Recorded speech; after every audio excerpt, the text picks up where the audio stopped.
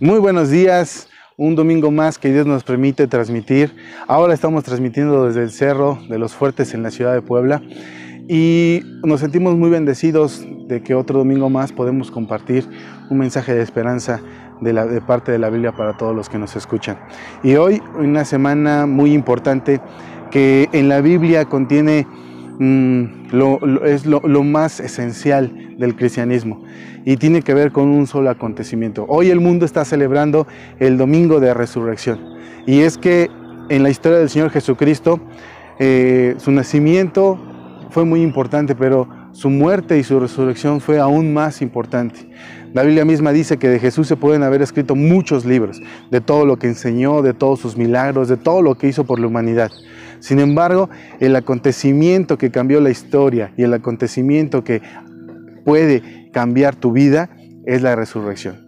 Primera de Corintios capítulo 15, en el versículo 14, el apóstol Pablo justamente hace esta reflexión acerca de la vida de Jesús. Y es que como Jesús, muchos pudieron haber existido, muchos se pudieron haber levantado. Sin embargo, solo Jesucristo fue el que tuvo el poder para resucitar de la muerte.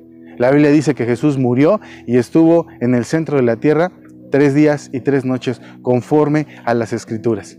Eso es lo que queremos. Nuestra esperanza está en Cristo porque Él es el único que ha podido resucitar. Nuestra esperanza está en Él.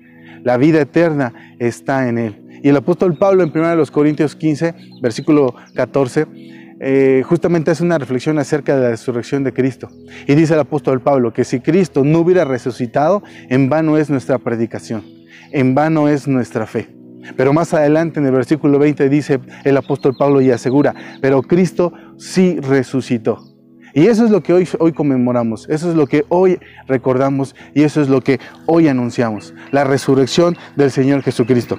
Y es que la resurrección no es el fin de la obra del Señor Jesucristo, pero la resurrección sí es la prueba que certificó que Jesús es quien dijo que era. Porque durante el paso de su vida aquí en la tierra, Él se identificó como el Hijo de Dios y Él aseguraba que Él era el Hijo de Dios.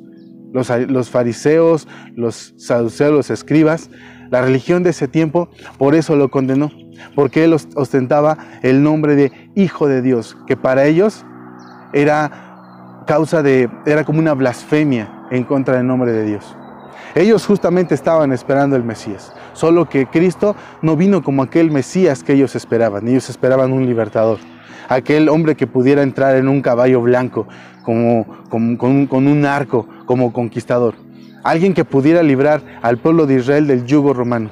Sin embargo, Jesucristo dice la Biblia que cuando entró a Jerusalén, lo hizo en un asno, en un burro, humildemente. Porque la Biblia nos enseña que Jesús vino a servir y dar su vida en rescate por cada uno de nosotros.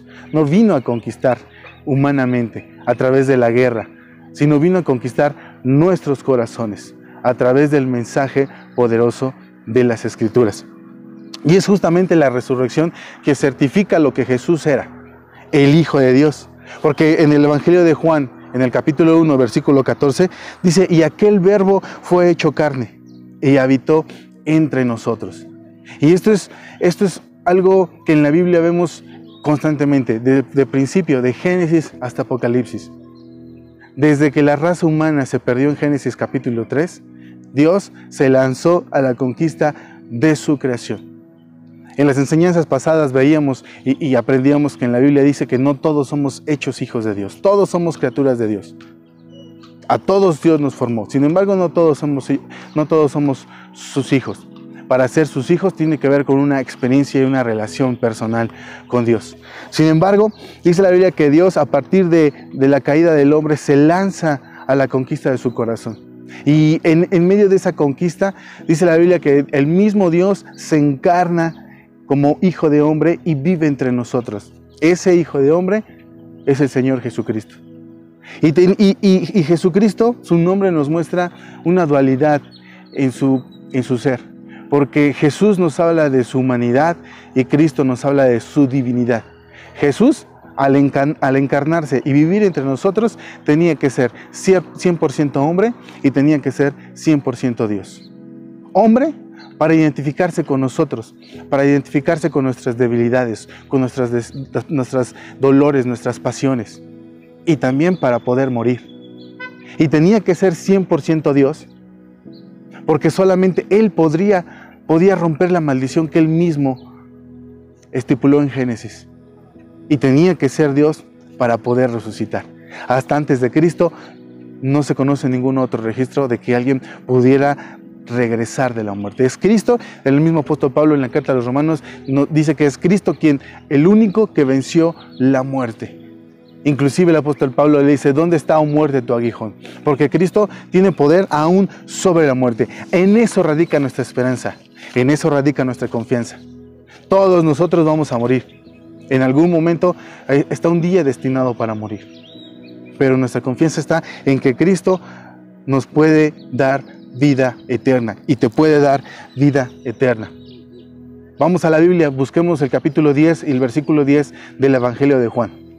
Es uno de los pasajes más conocidos en la Biblia. Es uno de los pasajes de los cuales más se habla, de los cuales más se predica. Y hoy quisiera yo regalarte a través de la Biblia 4 regalos que nos trae la resurrección del Señor Jesucristo.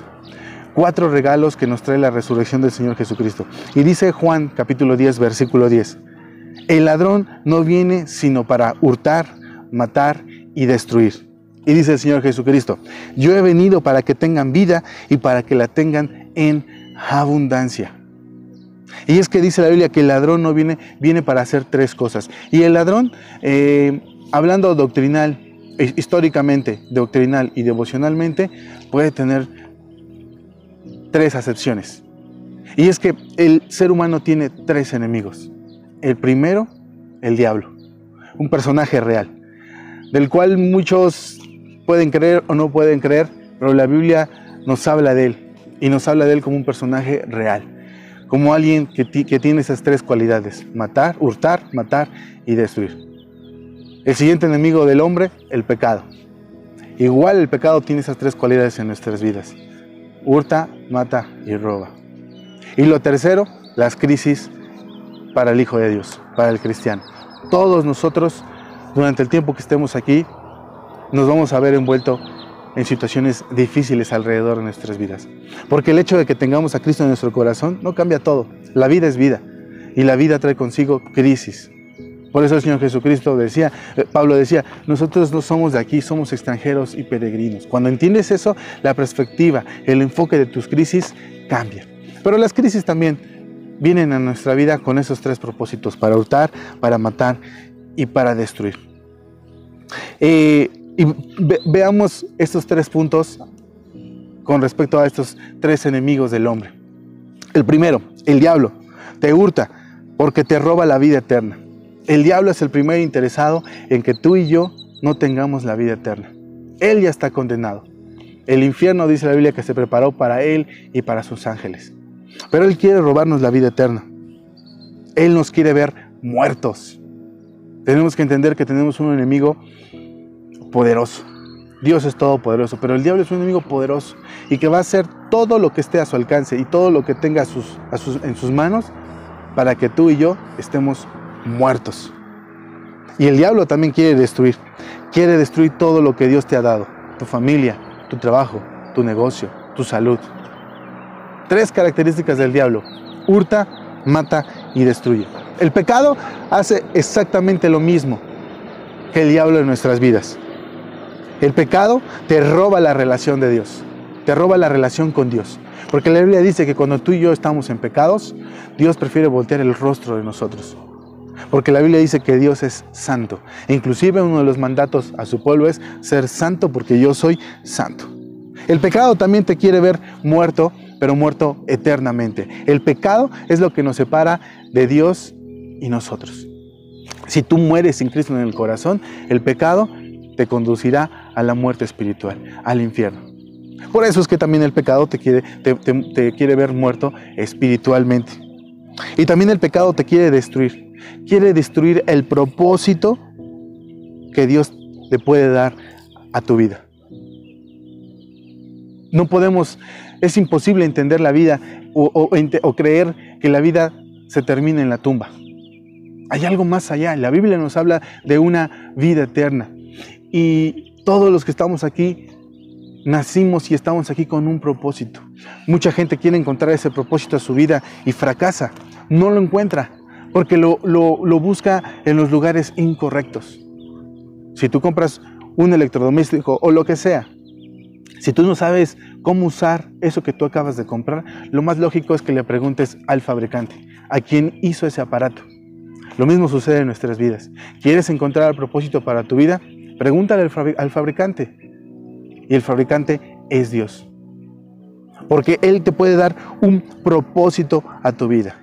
Dice la Biblia en Proverbios que el que encubre sus pecados no prosperará, mas el que los confiesa y se aparta alcanzará misericordia. A la luz de la Biblia, prosperar no tiene que ver con tener fama, fortuna y mucho dinero.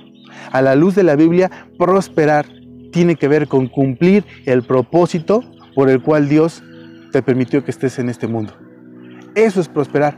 Y más adelante lo vamos a ver, porque en Isaías 52, versículo 13, dice el profeta Isaías que el siervo de Dios, el Mesías, prosperó en todo lo que hizo.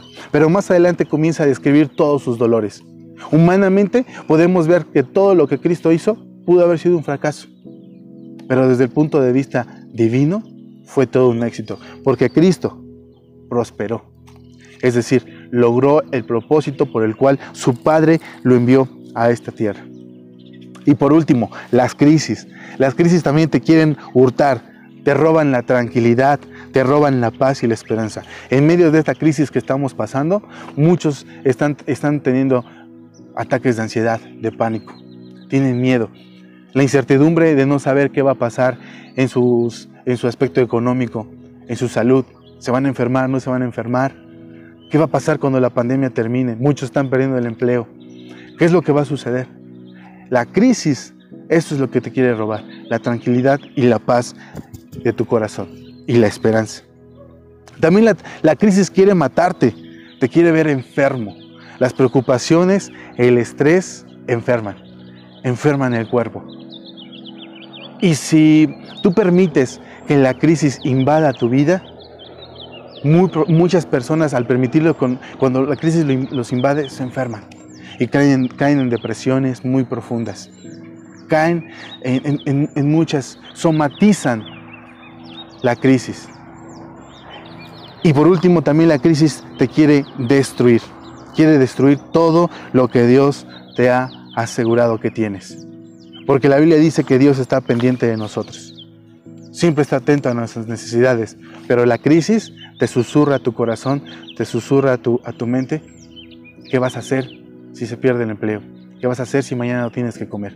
Cuando la Biblia te asegura que Dios está al pendiente de ti. Y conoce tus necesidades aún antes de que tú se las digas.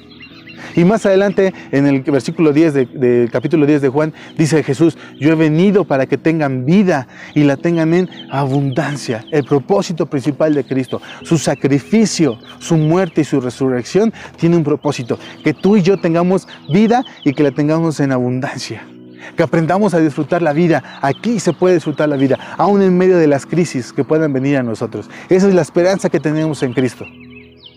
Y el Señor Jesucristo, en el Evangelio de Juan, en el capítulo 20, ahí en sus Biblias busquen el capítulo 20, y vamos a ir leyendo los versículos 19 y 20. Y son 4 regalos que hoy quiero regalarte. Bueno, hoy en la Biblia nos regala 4 regalos que la resurrección del Señor Jesucristo nos da a nuestras vidas. Te cuento un poquito del contexto. Dice la Biblia que Cristo resucitó al primer día. El primer día de la semana, muy temprano. Dice la Biblia que aún estaba oscuro. Y las primeras mujeres que llegan a la tumba de Jesús se percatan que la piedra ha sido movida, que la tumba está vacía. Dice la Biblia que los lienzos en donde se enredó el cuerpo de Jesucristo estaban ahí, pero Él ya no estaba. Inmediatamente, acto seguido, las mujeres salen de la tumba, van corriendo a darle aviso a los discípulos, y 2 discípulos salen corriendo para ver la tumba. Y dice la Biblia que cuando ellos llegan, uno de ellos es Pedro, se cercioran que la tumba estaba vacía. Cristo no estaba en la tumba. Había resucitado como Él mismo se los había dicho versículos antes. Después de que ellos van y cercioran que no está Cristo, regresan a contarle a los discípulos. Y dice la Biblia que cuando ellos están contándole a los discípulos, Cristo se les aparece. Estando ellos reunidos, todos reunidos, Cristo se les aparece. Y les dice 4 cosas. Después de resucitar, les dice 4 cosas. La primera cosa la vas a encontrar en el versículo 19. Cuando Cristo comienza el diálogo con sus discípulos, lo primero que les dice, paz a vosotros, ahí en el versículo 19. Y es que justamente eso es lo que te quiere regalar Jesús en tiempos de crisis, como los tiempos que estamos viviendo hoy. Jesús, Dios, puede dar paz y seguridad a tu corazón. Puede ser que el mundo se despedace, dice el Salmo, caerán 1000 a mi diestra, pero yo permaneceré firme. A mí no llegarán, porque Dios es mi escudo y mi fortaleza. Puede ser que estés pasando por la crisis que estés pasando, la que tú quieras, económica, de salud, lo que tú quieras. Pero es Dios quien te puede regalar paz, tranquilidad y seguridad en medio de esa crisis. Esto te da una estabilidad mental. Filipenses capítulo 4, versículo 7 dice lo siguiente, ustedes pueden buscarlo. Y la paz de Dios, que sobrepasa todo entendimiento, guardará vuestros corazones y vuestros pensamientos en Cristo Jesús. Hay 2 conceptos de la paz. La primera es la paz con Dios. Y la paz con Dios tiene que ver con hacer las paces con Dios. Estar a cuentas con Dios. No es que Dios no quiera a su creación. No es que Dios odie a su creación. Simplemente es que tú y yo hemos estado tanto tiempo lejos de Dios, en nuestros delitos y nuestros pecados, como la Biblia lo define, que nuestra relación, nuestra comunión con Dios se ha roto.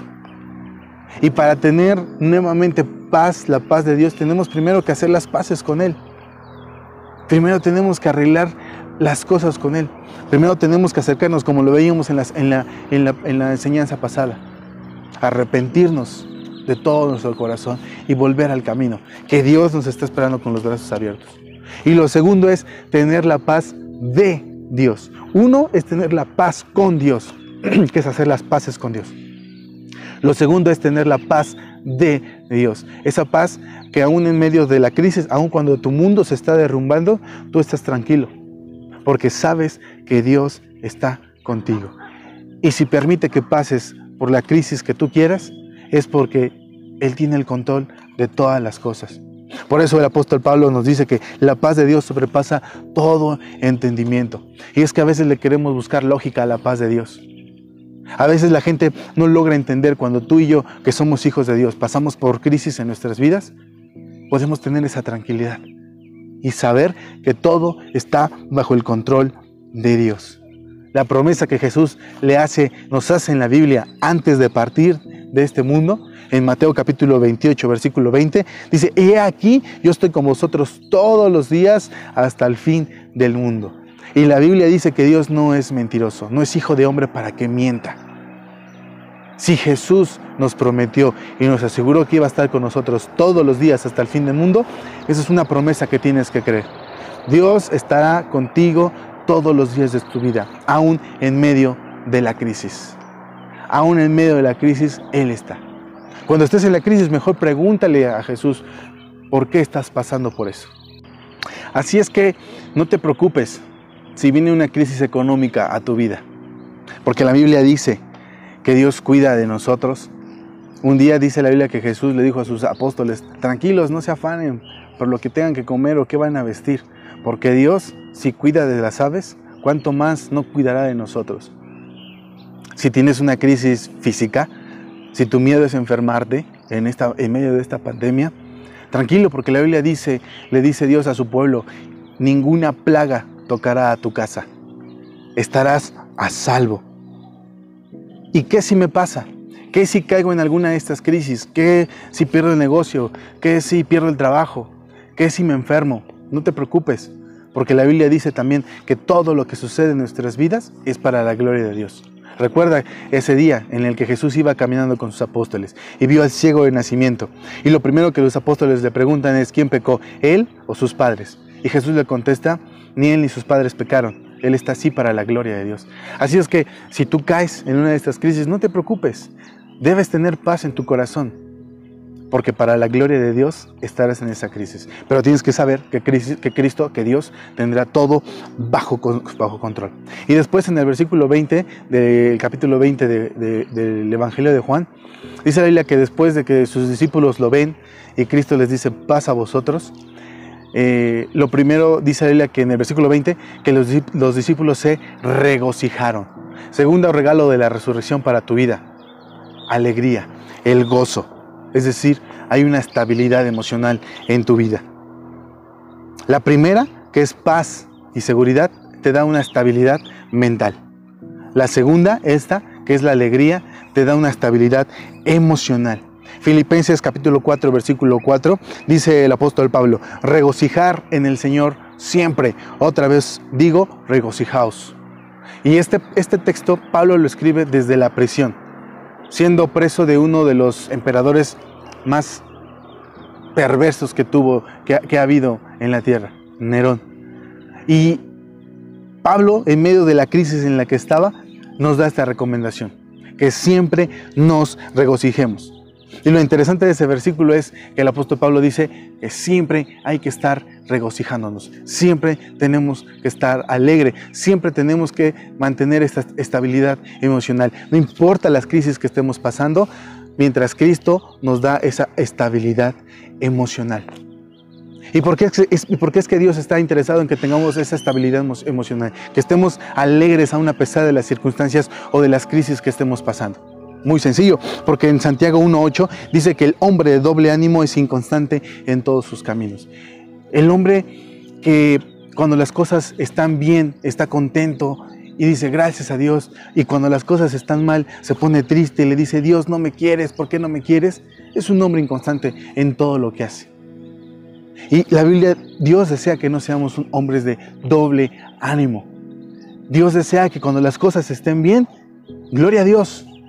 Pero también desea que cuando las cosas estén mal, también gloria a Dios.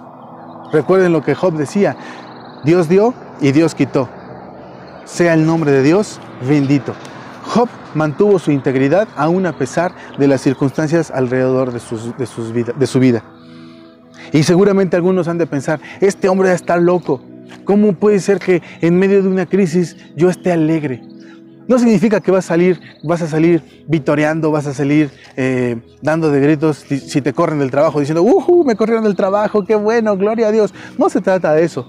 Se trata de tener una estabilidad emocional, entendiendo que todo lo que Dios hace alrededor de tu vida, en medio de la crisis, todo está bajo control. Y entendiendo que si Dios lo permite, seguramente tiene algo mejor para ti. Y entendiendo que todo está bajo su cuidado y su protección. En Lucas capítulo 10 versículo 20, tú lo puedes buscar.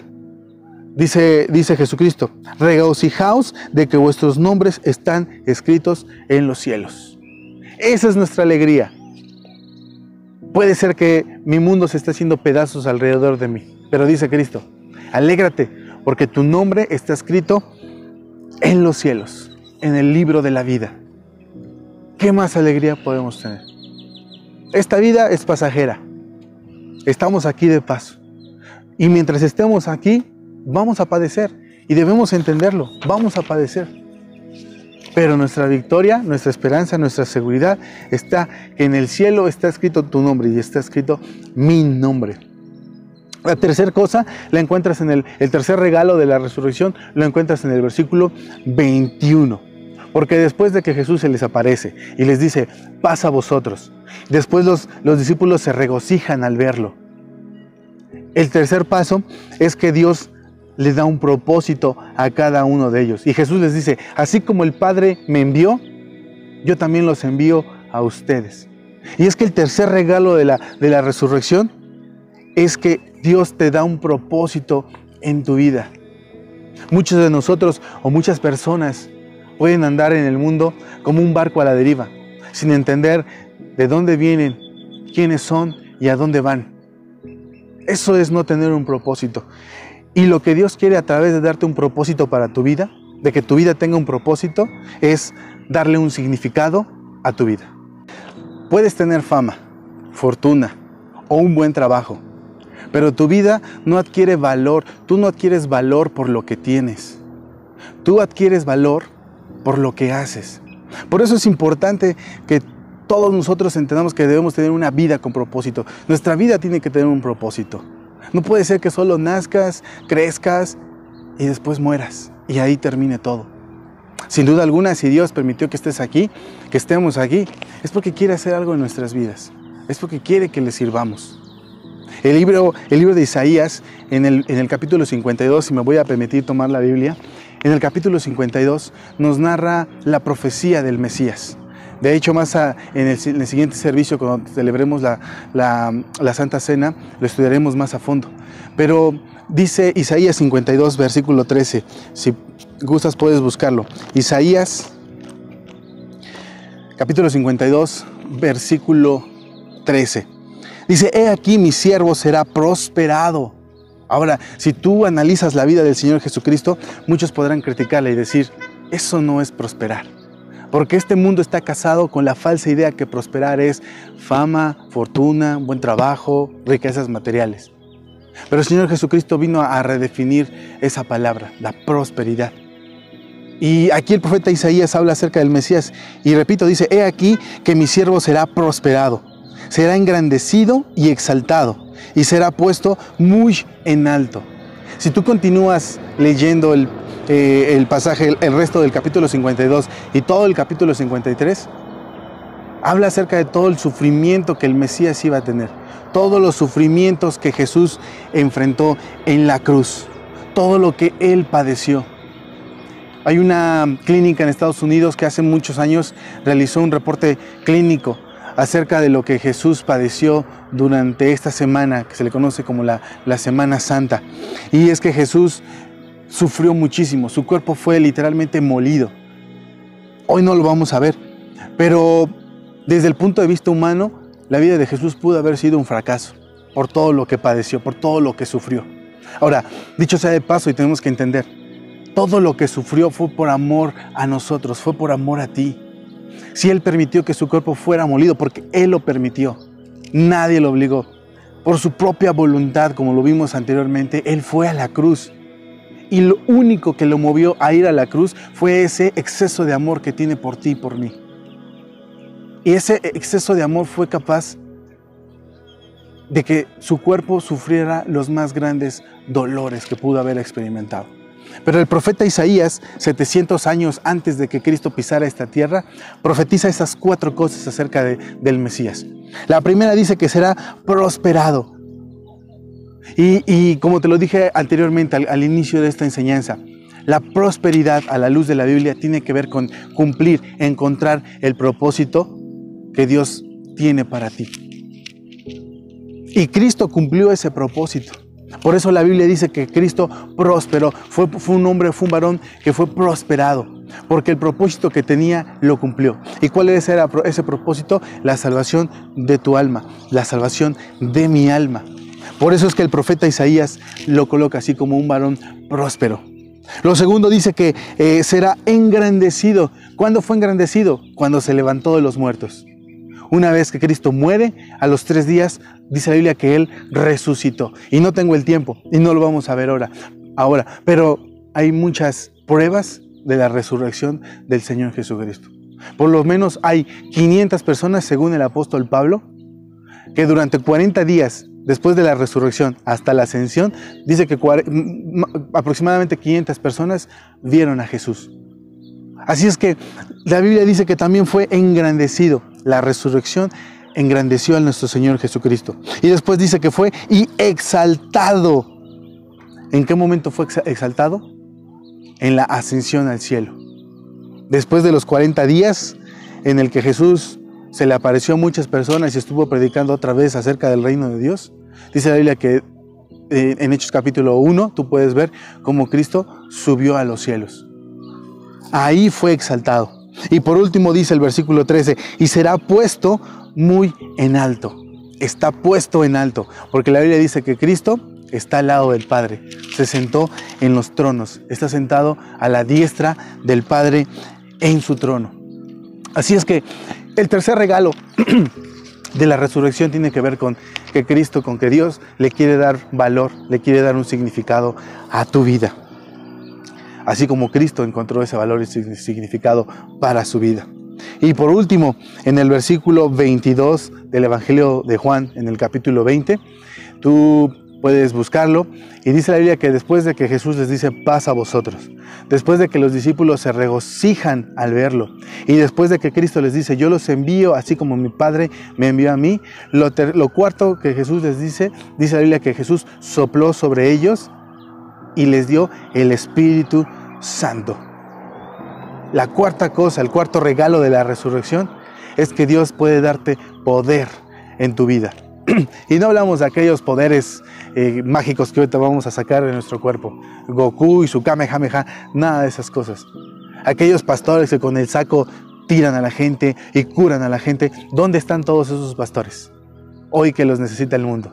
Hoy que los necesita el mundo que sane a tantas personas. No hablamos de ese poder.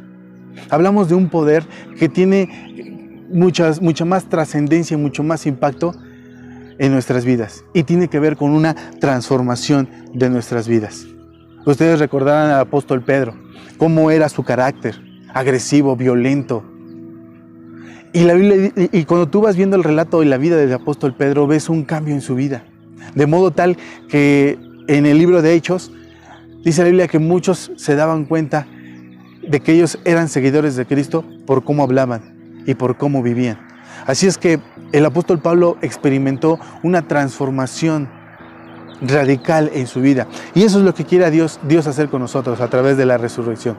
El cuarto regalo tiene que ver con un cambio o una transformación de nuestras vidas. Hechos capítulo 1, versículo 8, dice Jesús a sus discípulos: pero recibiréis poder cuando haya venido sobre vosotros el Espíritu. Y literalmente la Biblia dice que el Espíritu Santo trajo poder a sus discípulos, de modo tal que cambiaron no solo una ciudad, impactaron tantas ciudades que el Evangelio llegó hasta nuestras vidas. Así es que a través de la resurrección tenemos el poder de cambiar nuestras vidas. Puede haber hábitos o puede haber cosas que dominen nuestro ser, nocivos a nosotros. Pero la Biblia nos dice que Dios nos da poder para cambiar y quitar todas esas cosas que no le agradan en nuestras vidas y que tal vez nosotros le hacemos daño a otras personas con eso. Porque ya lo dijo el profeta Spider-Man.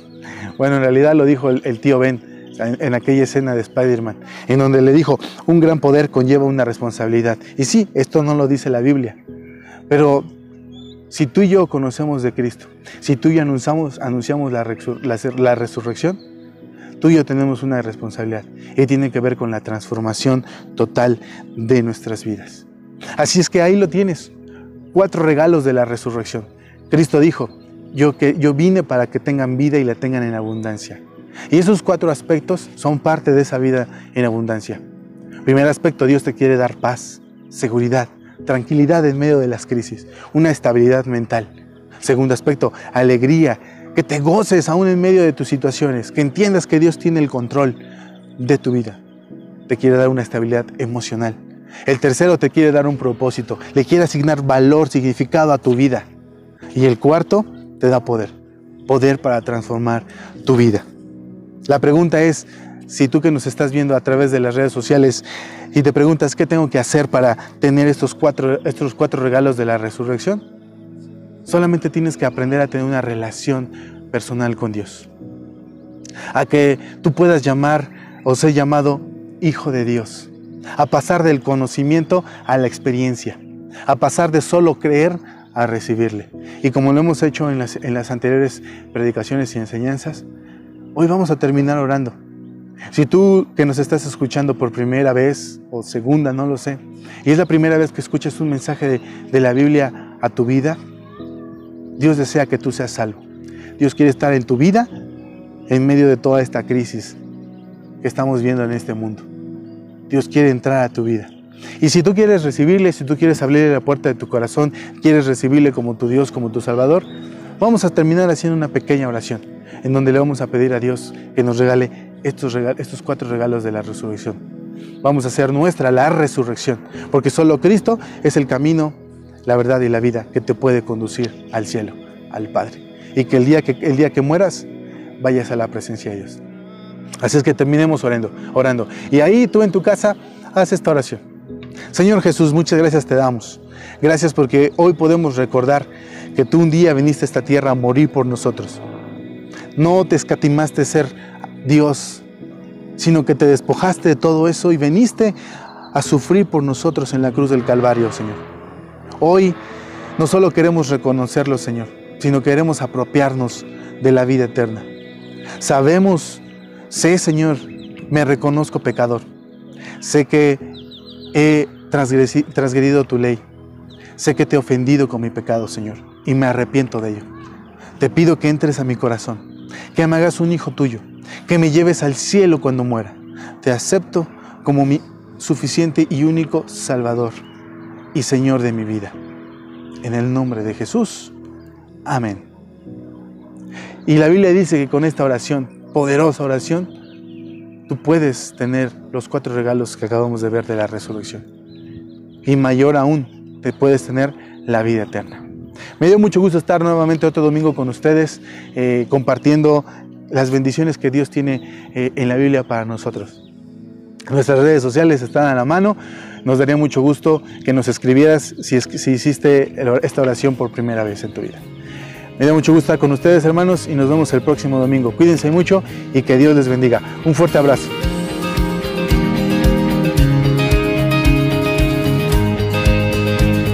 Este es un mensaje de la Iglesia en su presencia.